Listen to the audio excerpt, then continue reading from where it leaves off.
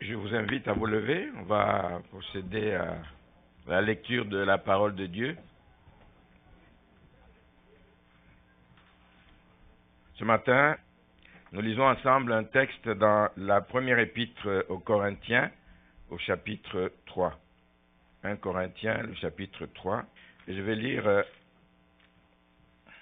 à partir du verset 9. « Car nous sommes ouvriers avec Dieu, vous êtes le champ de Dieu, l'édifice de Dieu.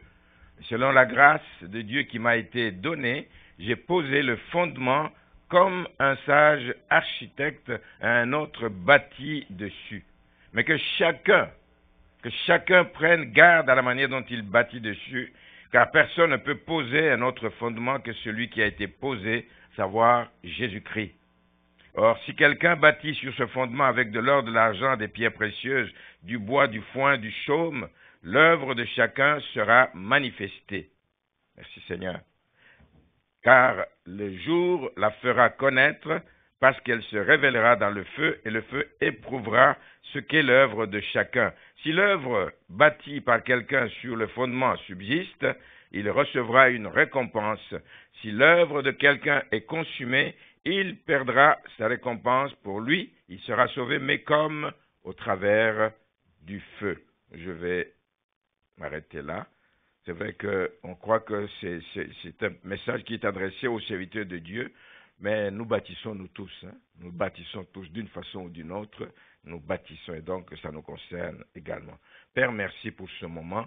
Et merci pour ta parole, Seigneur, qu'elle nous éclaire, qu'elle nous guide en toutes choses, car nous voulons être agréables. Nous voulons te demeurer agréables tous les jours de notre vie. Nous voulons marcher comme tu veux que nous marchions. Et c'est ta parole qui est là pour nous aider à rester fermes et à tenir ferme, Seigneur, jusqu'à la fin. Jusqu'à la fin. C'est notre prière. Aide-nous à y arriver au nom de Jésus. Amen. Vous pouvez vous asseoir.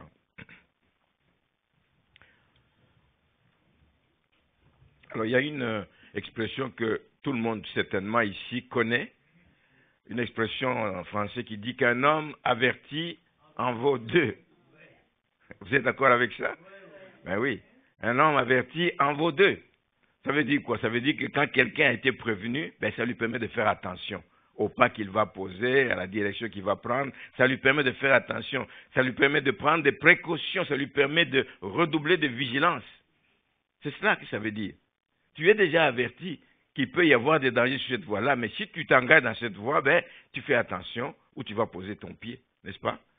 Alors c'est cela qui nous concerne aussi. La parole de Dieu est pleine d'avertissements. Beaucoup d'avertissements.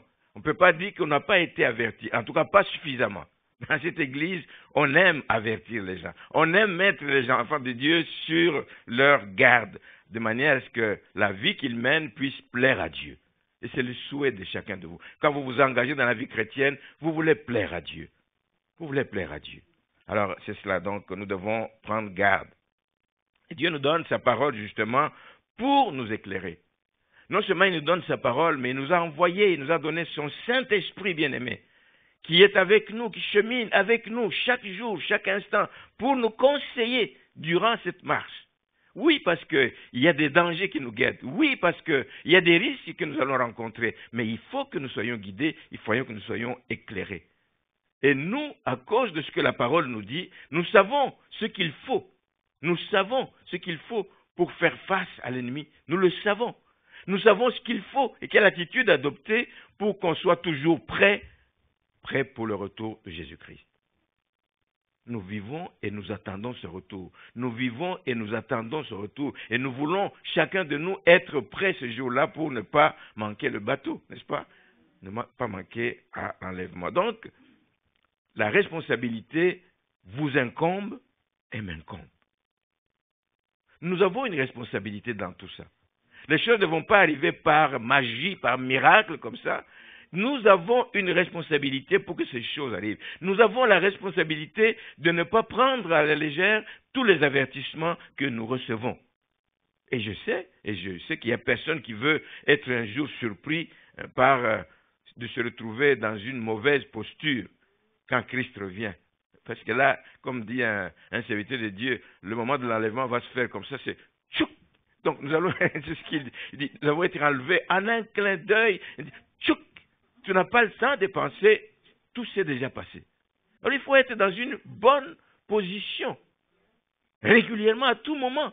Il faut être dans une bonne position parce qu'il n'y a personne qui connaît ni le jour, ni l'heure du retour de Jésus-Christ. Veiller, ça veut dire beaucoup de choses. Veiller, ça veut dire que de savoir, veiller, ça vous rappelle que vous avez une mission à remplir sur la terre. Nous ne sommes pas des voyageurs juste qui voyageons pour le plaisir, voir la nature et tout et tout. Nous avons une mission à remplir sur la terre. Nous devons veiller à ce qu'on la remplisse. Et qu'un jour, lorsque nous aurons à rendre compte au Seigneur, nous n'ayons pas à rougir. Veiller, c'est cela. Je ne veux pas ce jour-là commencer à me mordre les doigts en disant, non. Oui, Seigneur, j'étais au poste. Quand tu m'as envoyé, j'étais là. Quand tu m'as demandé, j'ai fait. Quand tu m'as demandé, j'ai obéi. C'est ce que nous voulons tous. Veiller, c'est aussi s'examiner soi-même. Quel genre de marche que je mène pour continuellement m'assurer de l'orientation que je donne à ma vie. C'est moi qui dirige ma vie aujourd'hui ici-bas. C'est moi qui prends des décisions. Parfois contraire à ce que Dieu veut, mais c'est moi qui décide, c'est moi qui prends des décisions. Donc, comment est-ce que j'oriente ma vie? Ça s'appelle aussi veiller. Veiller, c'est enfin savoir que nous avons un ennemi, mais pas juste un ennemi, mais un ennemi rusé. Un ennemi rusé. Il cherche à vous entraîner dans la confusion. Il cherche cela. Et si vous remarquez bien, il va souvent se servir des objets, des pratiques qui souvent ne vous n'attirent pas trop votre attention. C'est-à-dire qui sont des choses comme anodines, qui sont des choses acceptables. Il n'y a pas de problème à ça. Il n'y a pas de problème à ça. Mais c'est la ruse de l'ennemi. Parce qu'il sait comment derrière ça, il va vous attraper. Veiller, c'est savoir que l'ennemi est rusé et qu'il peut utiliser de ces méthodes un peu qui sont apparemment anodines, mais par lesquelles il arrive à nous joindre facilement. J'aime souvent parler des personnes qui, dans leur ancienne vie, ont touché à des choses occultes, à la magie, à des trucs de ce genre là-bas. Souvent, vous sortez de là avec des objets familiers, des objets que vous étiez habitués, qui décorent bien votre maison, vous avez des livres, vous avez des tas de choses, etc. Et lorsqu'on les avertit des dangers qu'il y a, parce que ces choses-là sont comme des portes d'entrée, des accès que vous donnez à l'ennemi. Vous n'avez pas totalement coupé avec cette vie-là et vous continuez à garder ces objets qui sont comme un lien par lequel l'ennemi peut passer pour vous ramener dans des mauvaises directions, vous faire chuter. Beaucoup de gens ne veulent pas croire à cela. Ils ne veulent pas se départir de ces choses. Et pensez juste à ce bel exemple des gens qui ont cru au début de l'Église, à l'Église primitive. Hein? Quand ils croyaient en Dieu, mais ils ont eu des réactions que j'aimerais que nous ayons aussi. Dans le livre des Actes 19, au verset 19, on dit qu'ils abandonnaient leurs mauvaises pratiques et qu'ils brûlaient les livres qui s'y rattachaient. Un certain nombre de ceux qui avaient exercé les arts magiques ayant apporté leurs livres, ce qui valait beaucoup d'argent, certes, mais l'argent c'est quoi? Dieu, c'est Dieu qui nous donne l'argent. Hein?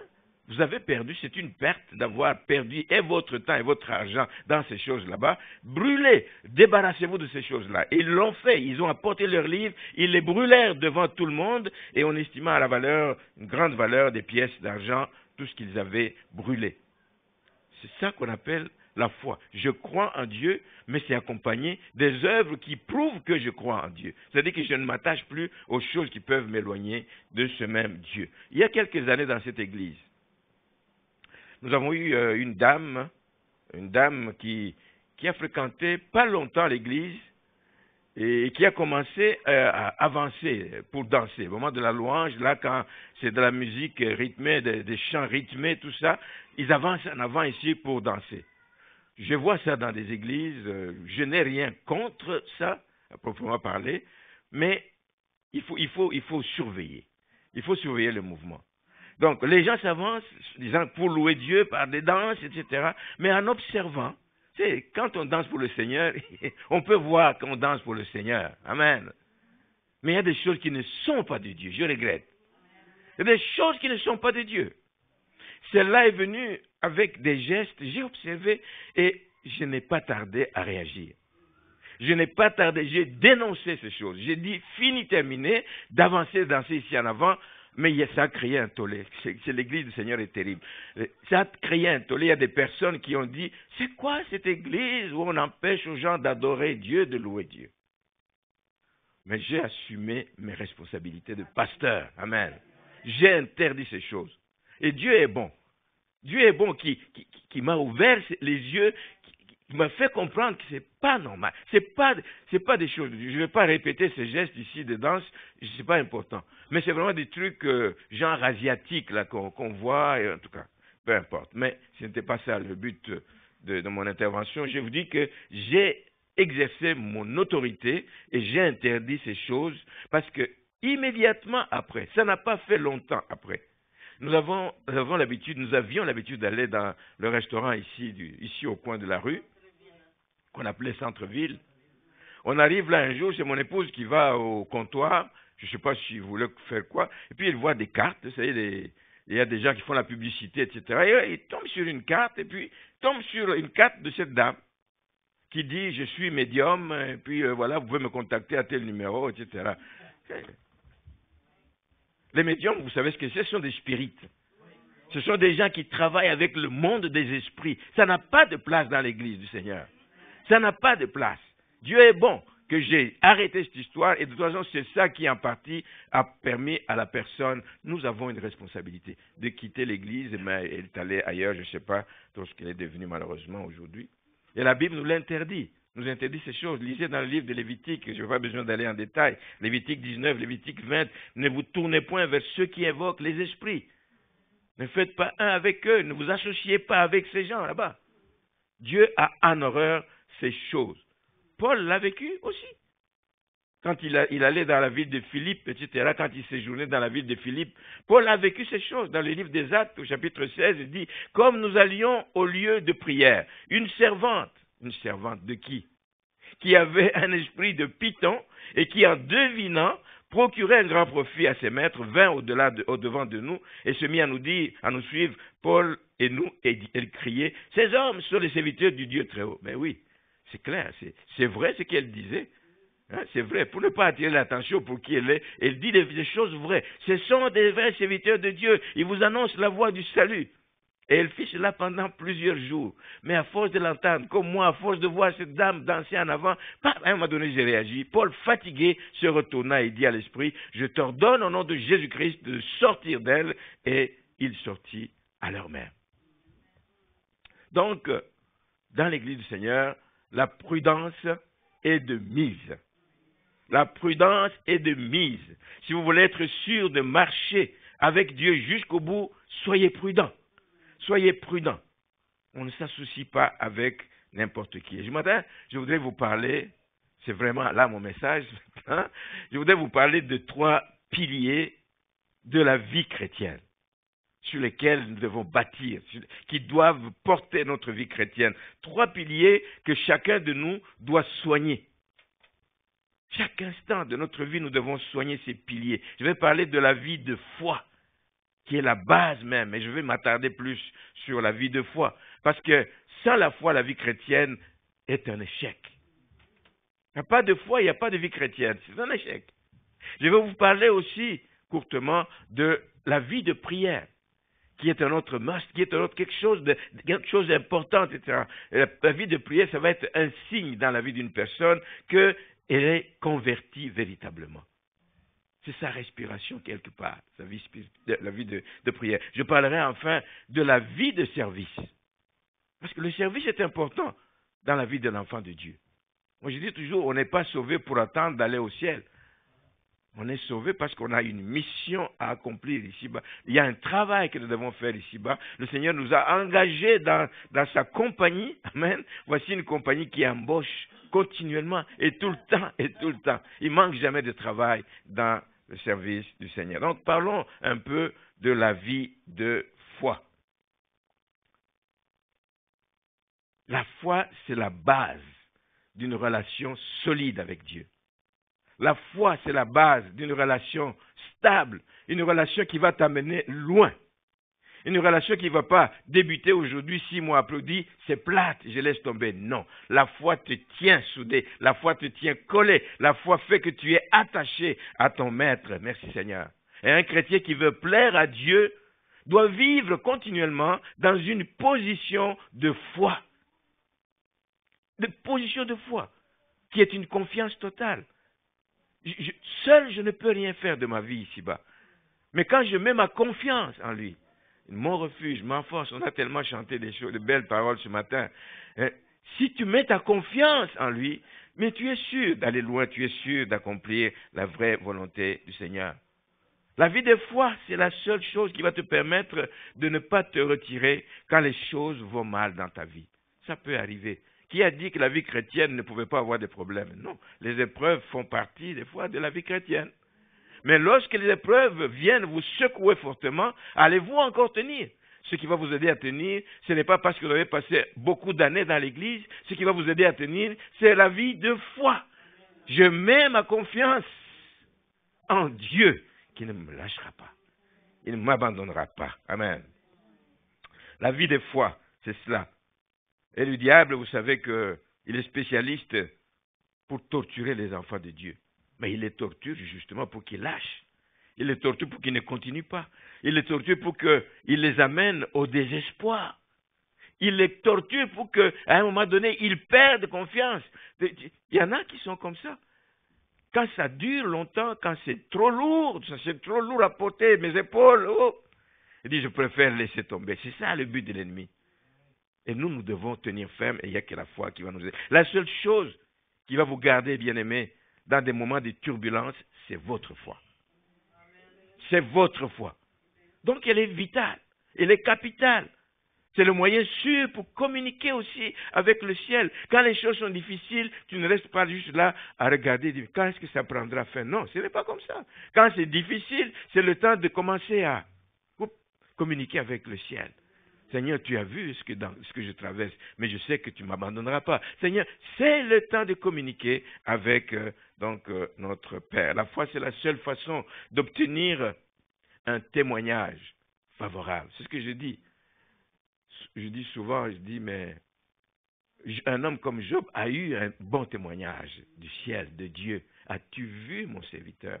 Moi, j'aimerais aussi que le Seigneur dise de mon vivant, as-tu vu mon serviteur Jean? As-tu vu mon serviteur Sylvain? As-tu vu? C'est la foi qui va permettre que nous puissions avoir ce témoignage favorable et que nous soyons agréables à Dieu. Tu peux être quelqu'un qui prie, mais si tu n'as pas la foi, tu n'obtiendras rien du tout. Tu n'obtiendras rien du tout. Or, nous sommes dans un temps qu'on appelle un temps d'apostasie, vous le savez.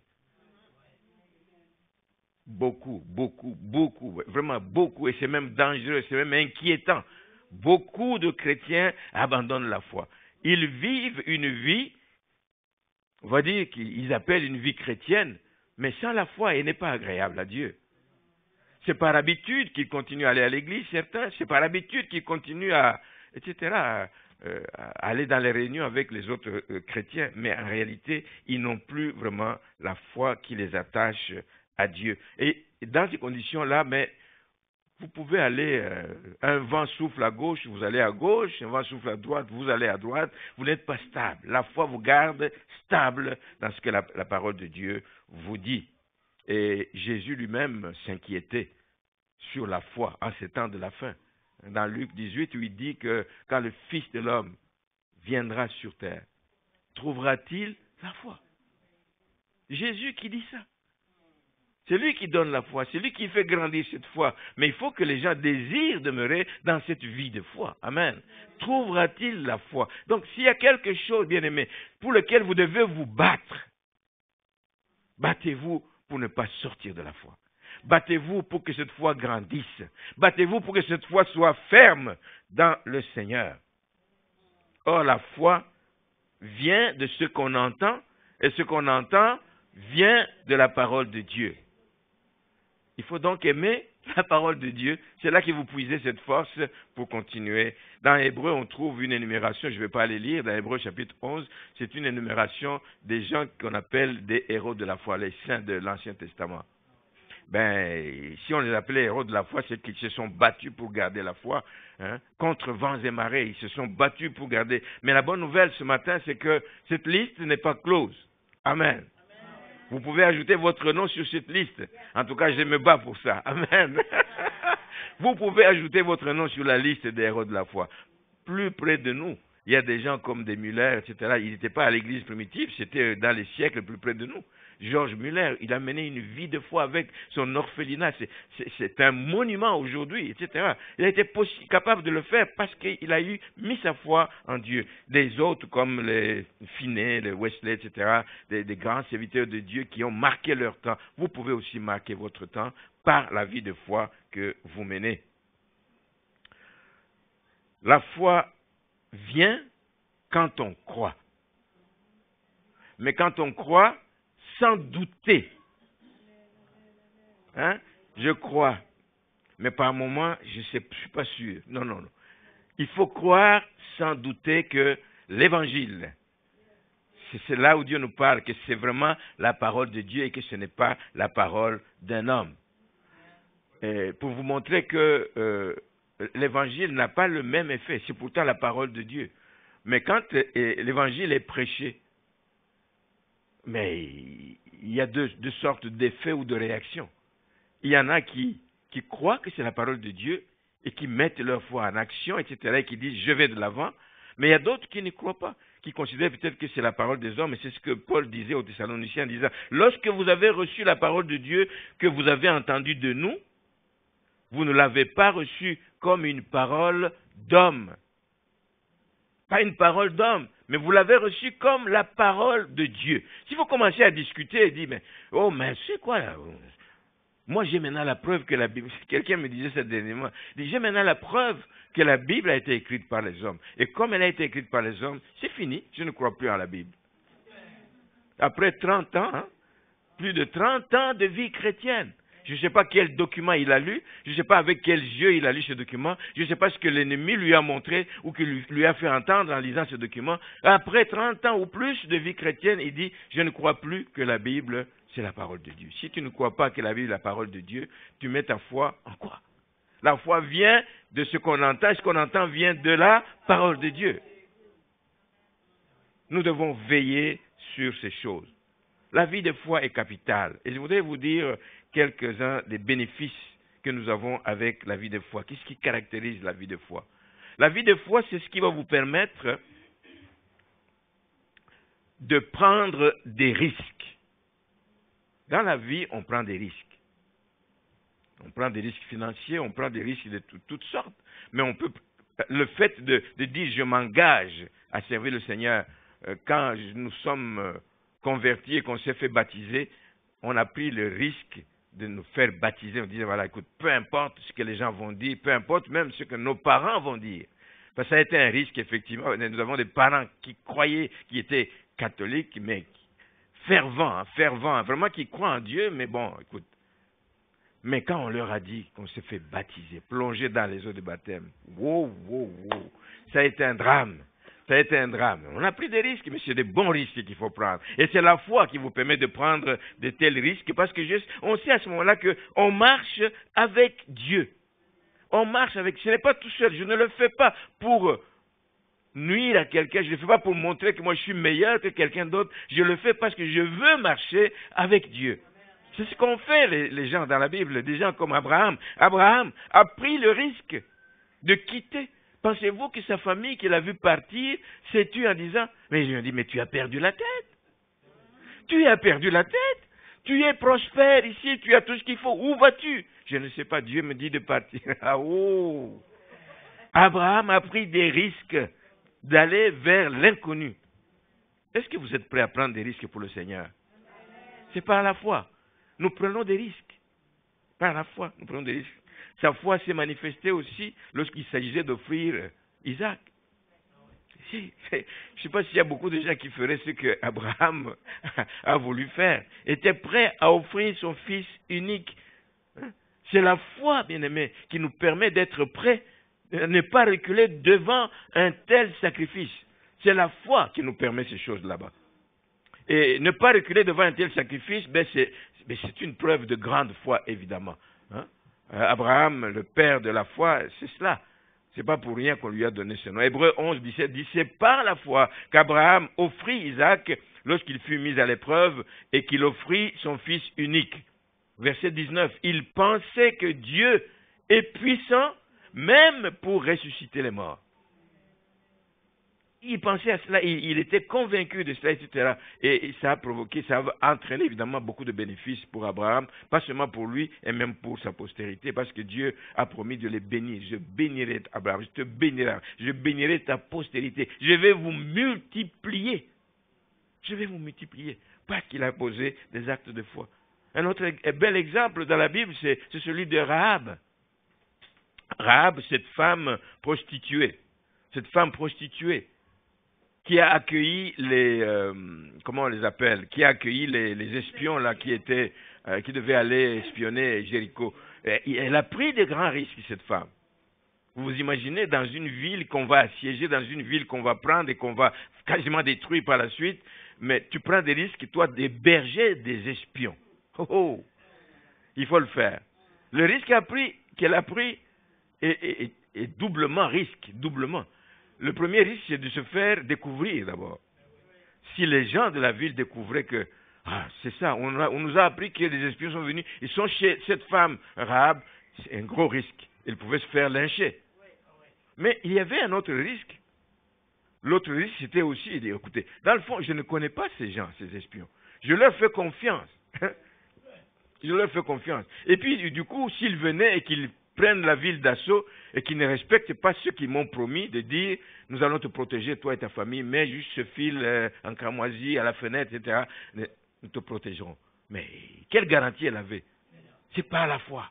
Parce qu'il a vu que c'était des hommes, des serviteurs de Dieu. Et il craignait ce Dieu-là. Il dit, bon, écoute, je prends ce risque parce que je ne suis pas seul, le Seigneur voit mon cœur. La foi permet aussi, c'est ce qui nous permet de marcher avec Dieu. Ce n'est pas parce que nous sommes meilleurs que quiconque, c'est ce qui nous permet de marcher avec Dieu dans un monde où il y a beaucoup de perversion, dans un monde où il y a beaucoup de gens pervertis autour de nous. Que toi, tu arrives à te sortir du lot, etc., et que tu commences à marcher un peu à contre-courant de ce que tous les autres font, c'est la foi qui vous permet de faire ça. Donc, il y a un avantage de nourrir cette foi là-bas. Le cas d'Enoch nous parle clairement de ce qu'il a fait. Pendant que dans son temps, les gens vivaient vaille que vaille, ses contemporains, il a fait le contraire de ce que les gens vivent. Il a commencé à vivre différemment. Et les gens ont vu les changements qui ont été opérés dans sa vie. La Bible nous dit aussi dans 1 Jean 5, le verset 4, que tout ce qui est né de Dieu triomphe du monde, et la victoire qui triomphe du monde, c'est notre foi. Voulez-vous triompher du monde? Mais ce n'est pas la foi, c'est simplement que vous pouvez y arriver. C'est aussi la foi qui permet de rejeter évidemment tout ce que le monde offre pour nous attirer là. Le monde a tellement de choses qu'il offre pour nous attirer à sortir des voies du Seigneur. C'est la foi qui nous permet de résister. Vous connaissez le bel exemple de Moïse. Moïse qui était bien dans la maison de Pharaon, il était bien, il était gâté, il avait tout ce qu'il fallait, il avait le prestige, etc. Mais pour arriver à dire, je dis non à ce prestige, je dis non au plaisir qu'il me donne, je dis non à toute cette abondance, mais ça prend la foi pour tout lâcher et puis quitter la maison de Pharaon. C'est la foi qui nous permet de faire ça. C'est la foi qui nous permet aussi de recevoir ce que Dieu a prévu pour nous. Que Dieu nous donne ce qu'il nous faut, ce que notre cœur désire. C'est par la foi. La guérison, nous l'obtenons par la foi. La délivrance, nous l'obtenons par la foi. Les ouvertures au niveau du travail, nous l'obtenons par la foi. Oui, nous faisons notre part, mais ce n'est pas la seule chose qui justifie et les promotions. Moi, je peux vous en parler. Moi, toutes les promotions que j'ai eues en Afrique, j'ai travaillé à la banque. Ici, les promotions que j'ai eues, mais c'est pas la foi. Oui, j'ai travaillé, mais pas plus que d'autres personnes nécessairement. Mais on venait toujours me sortir du lot, bien-aimé. Moi, j'ai toujours été étonné des promotions que j'avais. On venait me sortir du lot. Jean, il faut que tu postules. Jean, il faut que tu fasses ceci. J'ai vu ces choses dont je vous parle, et donc croyez que ce que Jésus a dit, souvent il disait aux gens qui venaient à lui avec des requêtes, c'est-à-dire qu'il vous soit fait selon votre foi. c'est votre niveau de foi qui va déterminer aussi le niveau de bénédictions et d'autres choses que vous allez avoir. Regardez beaucoup d'exemples dans la Bible. Quand Jésus n'a pas trouvé de foi dans sa patrie, la Bible nous dit qu'il n'a pas pu faire de miracles dans cette partie. Quand il a vu le centenier qui est venu avec plaidant la cause de son serviteur malade, Jésus a vu un homme, il dit, je n'ai jamais vu un homme avec une si grande foi. Quand la femme samaritaine dont la fille était tourmentée par des démons est venue, quand l'autre femme, qui a perte de sang, la perte de sang est venue, pourvu que je touche, c'est une foi forte qui l'animait, je touche, Jésus l'a senti, il dit, oh, il y a une grande foi dans ces personnes là-bas. Et il ne pouvait pas leur refuser ce qu'ils voulaient. Donc, une vie chrétienne sans la foi, retenez simplement que ça ne vous mène nulle part. C'est tout simplement un échec. Donc, travaillons pour maintenir la foi. Et ce serait comme quelqu'un qui va poster une lettre et qui ne met pas une timbre dessus, mais la lettre ne va se rendre nulle part. Alors c'est ça, une vie sans foi, c'est comme si tu avais mis des timbres sur tes prières et sur ta vie. Ça ne mène vraiment nulle part. Premier point, donc, c'est l'importance de la vie de foi. Deuxième chose, je vais aller sur l'importance d'une vie de prière. Ça, c'est un autre pilier qui doit être présent dans la vie des enfants de Dieu. Dieu nous a dotés d'intelligence. Mais malgré l'intelligence, et même il y a des gens qui ont une intelligence supérieure, malgré l'intelligence supérieure qu'ils peuvent avoir, ils commettent des erreurs dans les choix qu'ils font.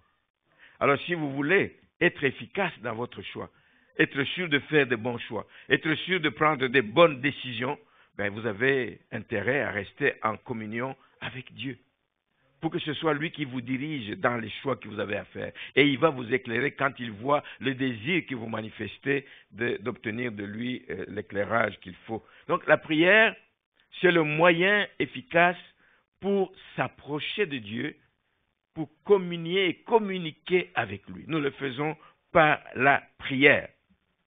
Et c'est bon de rester en contact permanent avec notre Dieu.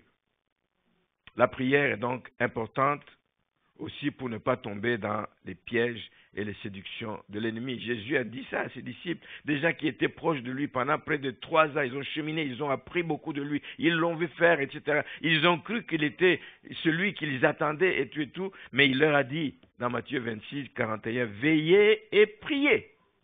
Veillez et priez, afin que vous ne tombiez pas dans la tentation, parce que l'esprit est bien disposé, mais la chair est faible. Et il y a un bel exemple aussi dans la parole de Dieu qui montre vraiment, même quand Dieu t'a dirigé, même quand Dieu t'a conduit, etc., que si tu ne fais pas attention, si tu ne pries pas avant de prendre certaines décisions, certains choix, tu vas commettre des erreurs. Tu vas même oublier ce que Dieu t'a dit ou tu vas faire fi de ce que Dieu t'a dit. Vous avez cette histoire, nous n'allons pas la lire, dans le livre des rois, 1 roi au chapitre 13. C'est ce prophète que Dieu amène de loin, de Juda, pour venir avertir un roi de tous les méfaits qu'il est en train de faire. Mais il lui dit, il donne des consignes claires. Il donne des consignes claires. Dans 1 roi 13, le verset 15, je vais lire. Alors, il lui dit, celui qui lui dit, c'est un autre prophète, qu'on appelle le vieux prophète dans l'histoire, qu'il a trouvé là où il est allé. Lui, il vient de Juda, il vient trouver un autre prophète. Donc, le vieux prophète lui dit, viens avec moi à la maison. Mais cet homme à qui on dit ça, Dieu lui avait parlé clairement. Il ne l'a pas oublié parce qu'il va le répéter à ce vieux prophète. Il dit ceci, je vais lire le texte et je vais commenter. Viens avec moi à la maison et tu prendras quelque nourriture. Mais il répondit, le vrai prophète répondit, je ne puis ni retourner avec toi, ni entrer chez toi. Je ne mangerai point de pain, je ne boirai point d'eau avec toi en ce lieu-ci. Car il m'a été dit, qui lui a dit? Par la parole de l'Éternel. Il m'a été dit, j'ai reçu des consignes, tu n'y mangeras point de pain, tu n'y boiras point d'eau, et tu ne prendras pas à ton retour le chemin par lequel tu seras allé. Clair. Des consignes claires. Et il lui dit, alors le faux prophète lui dit, le vieux prophète lui dit, moi aussi je suis prophète. Je sais que tu es prophète, tu as accompli ta mission, mais moi aussi je suis prophète. Hein? Et il dit ceci, je suis prophète comme toi. Un ange m'a parlé de la part de l'Éternel. L'un dit, il m'a été dit par la parole de l'Éternel. L'autre dit, un ange m'a parlé de la part de l'Éternel. Qui tu as choisi d'écouter? Ce qu'un ange a dit ou ce que l'Éternel a dit? C'est ce que l'Éternel a dit. Un ange m'a dit de la part de l'Éternel, il m'a dit, ramène-le avec toi dans ta maison et qu'il mange du pain et boive de l'eau. Il lui mentait. Et l'homme s'est laissé aller, il est parti.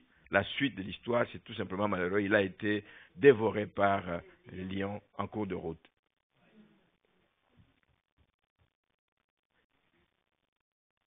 Je ne veux pas parler de sa foi, mais je veux parler de cet homme qui était un serviteur de Dieu. Cet homme pouvait-il prier?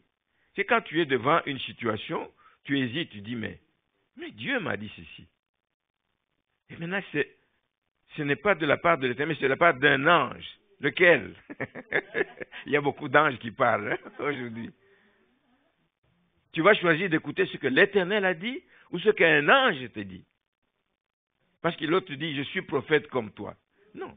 Moi, je vais dire, en cas de doute, je m'arrête, je dis, laisse-moi le temps de prier. Laisse-moi le temps de consulter Dieu. Je sais que moi, j'ai entendu, je suis habitué à reconnaître, c'est Dieu qui m'a parlé. Qu'un ange vienne dire le contraire, je vais consulter Dieu. Il aurait dû prendre le temps de prier avant d'aller plus loin, avant de prendre une décision. Il ne l'a pas fait et vous savez ce qui est arrivé. Donc, il a été simplement déchiqueté par les lions. Et c'est comme ça aussi que le diable va agir avec nous aujourd'hui. Il viendra se servir des moyens qui sont apparemment respectables. Je suis prophète comme toi. Je suis même apôtre, moi. Parce qu'aujourd'hui, ça compte. Hein? Lui, il est apôtre, il est supérieur. Non. Dieu peut te parler, toi. Dieu peut te parler, toi. Il ne parle pas qu'aux prophètes, il ne parle pas qu'aux apôtres. Dieu peut te parler. Et c'est pour ça d'ailleurs que dans la parole de Dieu, on dit, il faut éprouver tous ces prophètes. Il faut les éprouver. Moi, Seigneur, tu peux me parler parce que je doute de ce que cette personne me dit. Je reconnais ton serviteur, mais je doute. Je vais te consulter et je vais avoir l'assurance avant de poser. Parce que c'est des gestes qui vont avoir des conséquences graves sur ma vie. Consulter Dieu. Alors l'ennemi va utiliser des moyens apparemment respectables, apparemment crédibles. Il vient avec sa belle robe, tout, dit, oh, c'est un serviteur de Dieu. L'ennemi va agir comme ça pour séduire beaucoup de personnes. Donc nous avons intérêt continuellement à consulter Dieu face à tout ce que nous avons comme sollicitation dans ce monde. Nous devons lui faire connaître nos préoccupations. Nous devons lui faire connaître nos craintes, nos peurs. Nous devons lui faire connaître nos interrogations. Nous le faisons connaître avant de nous engager, avant de prendre une décision. Soyons à l'écoute. Laissons aussi le temps à Dieu de nous répondre. Souvent, nous voulons tout de suite et nous voulons avoir la réponse tout de suite. Il n'y a pas d'urgence. Prends le temps. Prends le temps. Amen. C'est toujours... en parlant de prière, je suis toujours, moi, étonné d'entendre des gens dire, non, mais moi, je ne sais pas quoi dire dans la prière. Frère, sœur. Ok, parce que la prière, on l'a réduit aux demandes. Souvent. C'est demander. Moi, je suis bien, je n'ai rien à demander. Il n'y a pas que ça. Il n'y a pas que ça. Tu peux juste bénir le Seigneur pour la vie. Merci Seigneur, pour tout ce que tu as fait. C'est une belle prière, une prière de reconnaissance à Dieu. Tu peux reconnaître sa grandeur dans ta vie, tu peux reconnaître ses hauts faits, tu peux, juste en passant en revue, compte les bienfaits de Dieu, tu verras combien leur nombre est grand, qui ne t'a jamais abandonné, qui ne s'est jamais... Il y a des sujets. Et si vous n'en avez pas pour vous-même, il y en a pour d'autres personnes autour de vous. Pensez à d'autres qui souffrent, pensez aux autres qui sont dans les besoins. Pensons à nos familles. Je suis convaincu qu'ici, nous avons tous un ou deux ou quelques membres de famille qui ne sont pas encore au Seigneur. N'est-ce pas un sujet sur lequel on ne se fatiguera jamais? Jamais, parce que Jésus revient bientôt. Quel est leur sort? Si tu les aimes, tu ne peux pas arrêter de prier pour eux. Priez pour l'Église. L'Église a besoin. Si vous n'avez pas besoin de prier pour vous, priez pour l'Église. L'Église a besoin de vos prières. Merci Seigneur. et il ne faut pas se fatiguer de prier. Je voulais terminer avec l'importance d'une vie de service. L'importance d'une vie de service. Alors, je ne vous apprends rien pour vous dire, je l'ai dit, je ne sais pas, au début du culte, que dans l'Église, il y a du travail pour tout le monde. Amen. Il y a du travail pour tous dans l'Église. C'est vrai pour ceux qui sont dans l'Église depuis longtemps, appelez-les les ouvriers de la première heure, mais c'est vrai aussi pour les ouvriers de la dernière heure. Il y a du travail pour tous. Parce que Jésus l'a dit, la moisson est abondante, mais il manque d'ouvriers. Il y a peu d'ouvriers. Et Paul le rappelle, et nous le rappelle, quand il s'adresse aux Thessaloniciens. 1 Thessaloniciens 1, verset 9, je prends une partie, il dit, « Vous vous êtes convertis à Dieu en abandonnant les idoles pour servir le Dieu vivant. » Vous vous êtes convertis pour servir le Dieu vivant et vrai et pour attendre des cieux son Fils. Il aurait pu dire, vous vous êtes convertis pour attendre des cieux son Fils. Et moi, je réfute toujours ça de dire, Dieu ne nous a pas sauvés, le Seigneur ne nous a pas sauvés pour attendre d'aller au ciel. Non. Il nous a sauvés parce que nous avons une mission à accomplir pendant que nous sommes sur terre. Nous avons le service à faire ici sur terre et ensuite nous irons au ciel. Et nos œuvres vont nous précéder ou vont nous accompagner. Amen. Vous êtes convertis pour servir le Dieu vivant. Donc en attendant le retour de Jésus-Christ, nous devons veiller à ce qu'il nous trouve en plein service. Est-ce qu'on est en vacances à l'église? On n'est jamais en vacances à l'église. On n'est pas en vacances dans la vie chrétienne. On est toujours actif. Même quand tu vas en vacances, comme quand tu es sur la plage là-bas, un besoin peut se faire sentir. Tu vas te retrouver, je suis chrétien, je ne peux pas assister indifférent à quelqu'un qui est en train de mourir d'ignorance. Il permet que tu communiques avec quelqu'un que tu ne connais pas et tu découvres qu'il ne connaît pas le Seigneur. Tu vas travailler, tu vas te mettre au service, tu vas commencer à évangéliser, tu vas lui parler du Seigneur, même en vacances. Donc on n'est jamais en vacances, mais nous sommes toujours, et que le Seigneur nous garde toujours en plein service. Dimanche dernier, j'ai été agréablement surpris. À la fin du culte, il y a une jeune fille, Whitney. Ah oui, Whitney, oui, c'est ça. Qui est venue me voir, j'en ai parlé à Sylvie. Elle vient me voir, je pensais qu'elle venait me saluer. Je dis, c'est la première fois que tu viens à l'église. Il dit, non, je suis déjà venu ici.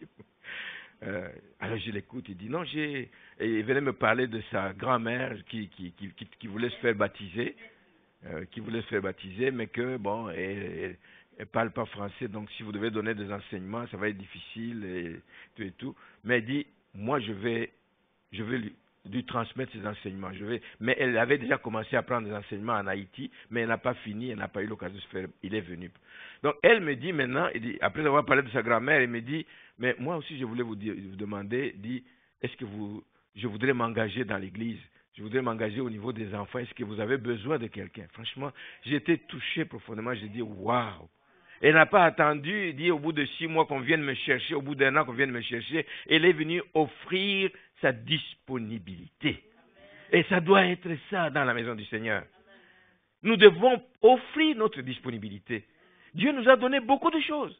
Dieu nous a donné le temps, beaucoup d'heures. 160 combien par semaine? 168. 24 heures. Je ne voulais pas parler de par jour parce qu'on dit 24 heures, ça passe vite. Mais imaginez 168 heures par semaine. Combien d'heures peux-tu donner pour servir? Maintenant, servir, on va s'entendre. Servir, ce n'est pas que tout le monde va se retrouver en train de nettoyer le temple. Servir, ce n'est pas que tout le monde va se retrouver en train de chanter. Servir, tu peux servir en intercédant. Tu peux servir en priant. J'ai dit, nous prions sans cesse, il y a beaucoup de besoins. Tu peux servir en louant le Seigneur, tu peux servir en priant, en faisant partie d'une équipe d'intercession, tu peux servir à l'école de dimanche, tu peux servir à la cabine de son. Il y a tellement de choses à faire, même dans une église aussi petite que celle-ci. Il y a beaucoup de choses à faire. Je dis toujours, ça ne doit pas toujours être les mêmes personnes qui font tout dans la maison du Seigneur. Donc j'ai été agréablement surpris et j'ai dit à Sylvie, voici un ouvrier de plus. Elle était contente, elle dit, je vais m'en occuper, je vais l'encadrer. Elle est nouvelle dans la maison, on a besoin de la connaître, etc. Je vais aussi l'encadrer, elle dit comment nous fonctionnons. Et le moment venu, elle va prendre la relève. Merci Seigneur. Jésus a dit ceci dans l'évangile selon Jean au chapitre 20, 21. Comme le Père m'a envoyé, moi aussi, je vous envoie. Pas vous promener, je vous envoie en mission. Je vous envoie aller travailler, aller faire des disciples. Je vous envoie. Et dans Matthieu 28, justement, il le confirme, il dit, allez, faites des disciples, faites de toutes les nations des disciples. Celui qui envoie, il ne nous envoie pas en disant, allez, débrouillez-vous. Il donne la provision. Je viens de parler du temps, mais il nous donne aussi l'intelligence, il nous donne des dons, il nous donne le savoir-faire, il nous donne des bonnes dispositions intérieures pour que nous puissions nous préoccuper de ceux qui se meurent dans l'ignorance. Dieu nous donne beaucoup de choses. Il nous donne même, il crée même des occasions favorables. Il te met devant une personne qui a faim et soif du Seigneur, une âme qui est prête, une âme qui est en recherche, une âme qui a besoin de rencontrer le Seigneur. Il te met la personne en face, tu ne peux pas passer à côté. Tu dois servir. Amen. Sinon le Seigneur te demandera des comptes. Il met donc des occasions favorables pour que nous puissions exercer notre rôle de témoin. Malheureusement, bien-aimés, il faut avouer que souvent, ce n'est pas le manque d'opportunités de servir qui nous empêche de servir. Ce n'est pas parce qu'il manque des occasions. Ce n'est pas parce que nous manquons la capacité de servir. Nous avons cette capacité, Dieu nous la donne. Mais ce qui nous empêche de nous engager dans le service de Dieu, très souvent, c'est un problème de disposition intérieure. Je ne suis pas prêt. Je ne suis pas prêt. Mais quel jour tu seras prêt alors que Christ revient bientôt? Je ne suis pas prêt. Sois prêt. Seigneur, donne-moi la conviction que c'est le temps que je m'engage quelque part dans un secteur de la vie et de la marche de l'Église. Donne-moi cette conviction. Donc c'est le problème de disposition intérieure, c'est un problème de disponibilité. Et souvent on va se cacher derrière évidemment des excuses, ça c'est le propre de l'être humain. Depuis le début, depuis le temps de Moïse, quand on l'envoie vers Pharaon, il a des excuses. Je ne sais pas parler, je bégaye. Gédéon, je suis le plus petit de la plus petite famille.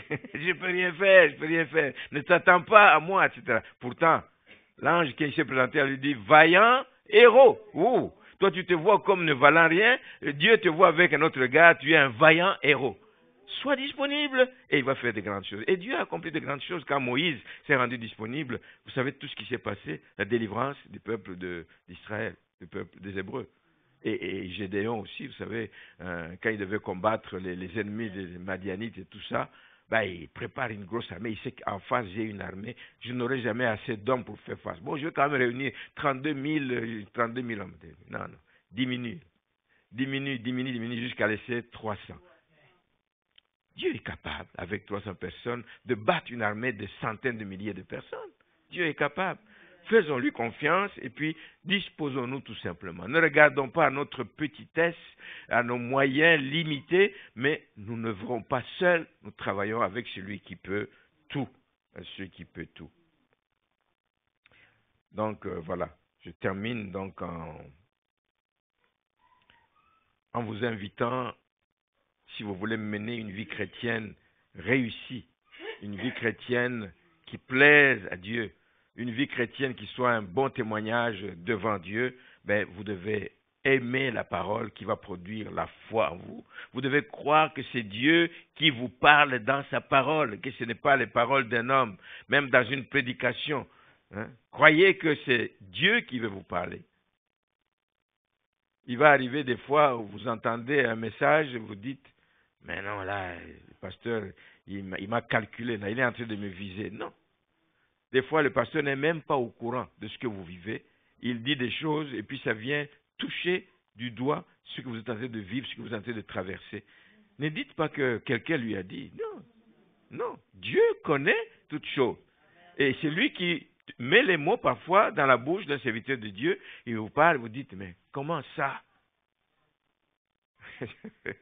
Souvent, ça arrive quand les hommes se convertissent, quand les hommes veulent venir au Seigneur. Et puis, il arrive la première fois dans l'église, et puis le pasteur est en train de prêcher. Tout ce qu'il dit, ça correspond à la vie de... Mais il commence à engueuler sa femme. Il dit, tu es allé étaler ma vie là chez le pasteur. Rien à voir. La parole de Dieu, c'est la parole de Dieu. Croyez-y et vous irez loin. Veillez à votre vie de prière également. Ça va vous garder en contact avec le ciel. Vous allez puiser continuellement l'énergie, la force pour résister et aller jusqu'au bout. Et surtout, bien aimés, n'abandonnez pas notre appel. Beaucoup abandonnent leur appel à cause de mauvaises influences. Beaucoup abandonnent leur appel à cause des petites frictions. J'appelle ça des petites frictions. Dans les familles, il y a des frictions déjà. Il y a des frictions. Nous nous frottons les uns aux autres, mais nous avons besoin de nous frotter les uns les autres pour nous connaître. Amen. Mais il va y avoir des frictions. Mais si cela ne vous arrête pas dans votre marche, dans votre appel, soyez engagés dans votre appel et soyez engagés dans votre église locale. On a besoin de chacun de vous et c'est ça qui va vous garder d'ailleurs actif. Vous serez actif quand le Seigneur viendra, il va vous trouver dans le champ, les mains, les pieds, tout en train de travailler pour l'avancement du royaume. Et c'est le souhait que j'ai pour chacun de vous. Amen. Nous allons nous incliner dans la prière pour qu'en attendant le retour du Seigneur, vraiment nous puissions être à la bonne place et dans de bonnes dispositions.